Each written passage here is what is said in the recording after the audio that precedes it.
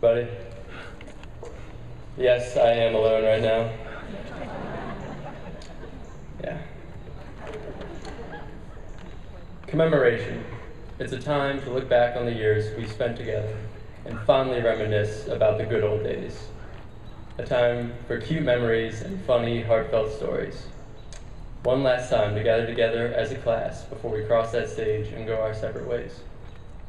This being said, I would like to apologize in advance for completely ruining that vibe. Middle school sucked. A monologue by Braden Harris. Some people say that life is like a box of chocolates. If this is true, then middle school is like that one dark chocolate with raspberry filling that's a few weeks past its prime that no one really wants, but you have to painfully endure because you've already taken a bite, and you have to finish it in case you ever want to get another piece of chocolate. 6th grade, I'll admit, was great. It was a whole new world of period scheduling, personal lockers, and kids from exotic, otherworldly places like Swarthmore and Garden City. For most of the year, however, we remained elementary school students, dazzled by the bright fluorescent lights and towering upperclassmen, getting lost in the labyrinth of up and down stairwells, the walls painted with horrendous colors that even prison designers wouldn't dare to use. Amen, yeah. But we remained cheerful, mainly due to the plethora of ways in which a person could get their 15 minutes of fame. Join the UN Security Council, get accepted into Passport, read the weather on the announcements, and perhaps most notably, win an Academy Award. Yeah. You're looking at the winner of Best Actor for my role as Jerry Potter in the Academy Award-winning Best Film, Jerry Potter Beginnings. The tape of which I regrettably have yet to find and burn. But if a student failed to receive sufficient recognition for their acting at the awards, there was solace to be found with a certain Spanish teacher, with whom everybody had a chance to be a star in one of his skits en Espanol. Now you may be asking yourselves, how could that teacher possibly be able to adequately grade skits with only one live viewing? Excellent question. He didn't have to. Our grades were only returned after he had ample time at home to closely examine the videotapes he had made in class. I still shudder when anyone asks me to enchufa un tren.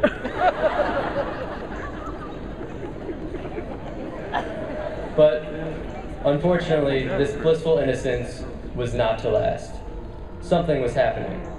A monster deep inside of us was starting to emerge. Our sopranos morphed into baritones.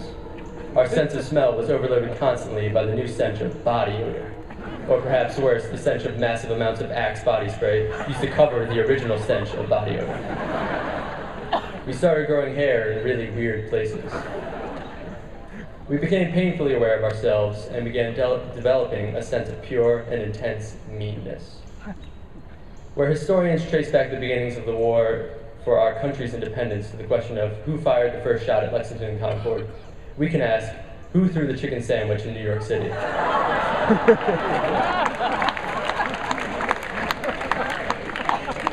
With the brief flight of a chicken club, a war was waged.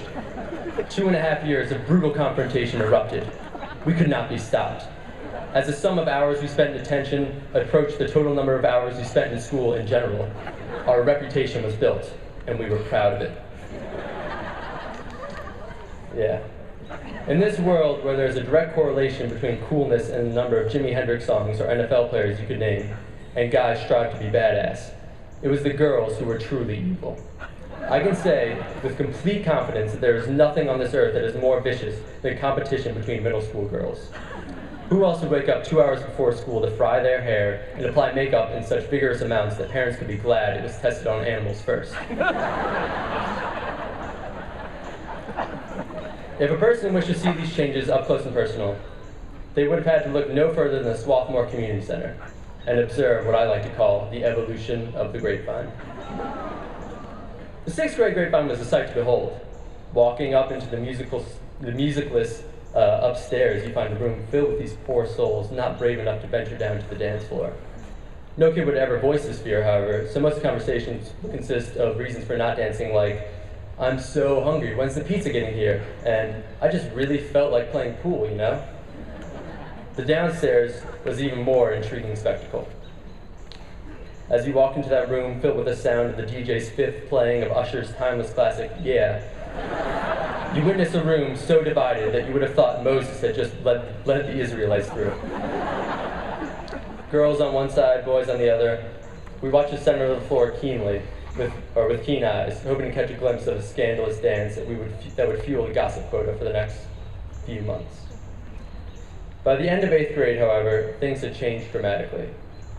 The upstairs was all but deserted, with the exception of guys coming up to the bathroom to wipe off sweat and reapply a fresh can of Axe. The lower level had devolved into pure chaos. If we weren't busy pointing to the windows, walls, or the sweat dripping down our, well, you know what. We were finding more ways to dance provocatively. Phrases like grind trains and wallies were to become ubiquitous in our dance vocabulary. Parents, if you didn't already know about grind trains and wallies, I'm not exactly at liberty to explain to you right now, but I'm so sorry. We were all aware of how greasy lunch food could be, whether it be the bouncy chicken nuggets or the lunch special. So many of the students found ways to watch their figures, namely in the snack line. For those of you who aren't familiar, the snack line offered healthy alternatives to average meals. A typical balanced snack lunch consisted of 1 grain, either nachos or a soft pretzel, 2 dairy products, cheese dipping sauce and a large milkshake, 1 vegetable, the pepper spice added to the cheese dipping sauce to make it spicy, and your choice of fruit snacks or fruit slushie. And then, you can top it all off with the key to every healthy meal, a Big Texas. But what was more important than our astounding caloric intake were the moments we shared as a class. While several great times could be mentioned, there is one that stands above the rest. One shining moment which encapsulates those 3 miserable years in the span of about 2 minutes. A story which lives on in infamy. Throughout all my experience as a teenager, I have found that there is only one thing that can truly satisfy the bloodlust of the carnal beast living inside of every middle schooler. That one thing is a lunchroom brawl. Yeah. While we had seen our fair share of fights over the years, the image of a 13-year-old girl jumping off a lunchroom table and knocking down a middle-aged English teacher will forever be burned into our memories. I have no idea what those 2 girls were fighting about. Truth is, I don't want to know. Some things are best left unsaid.